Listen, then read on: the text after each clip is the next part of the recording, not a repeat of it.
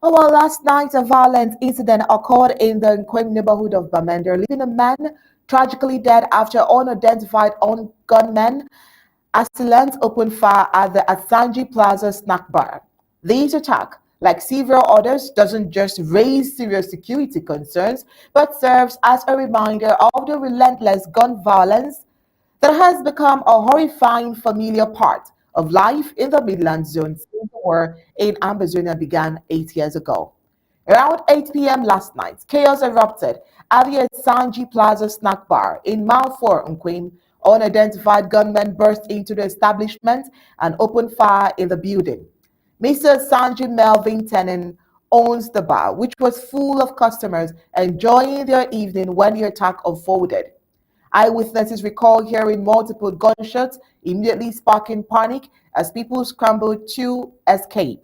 Unfortunately, one man who was identified as a bike rider died instantly and several others sustained injuries. Eyewitnesses recounted that the assailant specifically asked about the bar owner before quickly fleeing the area. The identity of these gunmen remains unknown, and local authorities have launched an active investigation. This assault is particularly alarming, especially given that Mr. Tenen himself was a target just last August, barely serving an assassination attempt after being shot twice in an ambush. Such acts have unfortunately become a brutal norm in Bamenda since the crisis spiraled into open warfare. Well, with us tonight is our in-house analyst, barrister based here, who would be here to analyze um, this report and a few others we got on the front burner today. We would want to find out what he thinks about this particular incident. Barrister based here, are you there? I'm right here, and thank you for having me. All right, thank you too. Your voice is loud and clear. It would be nice to see your face as well. But while we're working on that, what would you think? Do you think that this might be particular to the Amazonian war, or you think that this might just be a different target? I mean, report here also stated that he was a target last year, August. Yes. So would you think that this is an isolated, target, or is in line with the Amazonian conflict or war as we have it at the moment? What would you think? It is an isolated incident. Now, I've had you to say here before, the whole Amazonia, be it in Bamenda, or in a war zone, and people will die, people will be killed. What is a war zone? In war zones, you can die from fleeing, from strained by the bullets. You can from the weapons, from the bullets from the enemy, or even from just an adventurer. We have talked about the war economy. There are people who are using the war situation to make profit, to break into your selling spots like a bar and steal the money. These war money makers do not exclude the military. The military have been caught red-handed, stealing, extorting from people. The question one must ask oneself is, about Bamenda, in a war situation, why should people take the risk of going to be dancing at midnight? It's not worth the trouble because you don't know what can happen to you at any time.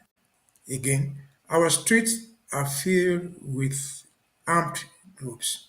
Armed groups that partially used by the regime to sow disorder. And so it is not an isolated incident. It happened in Bamanda, it happened in Kumba. It happened in Kumba just as it can in Kambe or Mamfi. And so it's a war, particularly in Bamanda.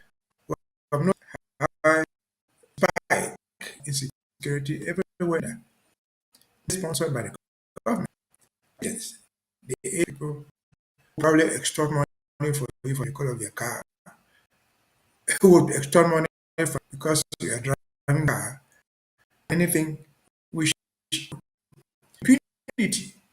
Why? If there was a government in Bamenda, all the shootings left and right, everything we've seen. We have not yet seen anybody who has been brought to book. We have not seen anybody charged for the insecurity.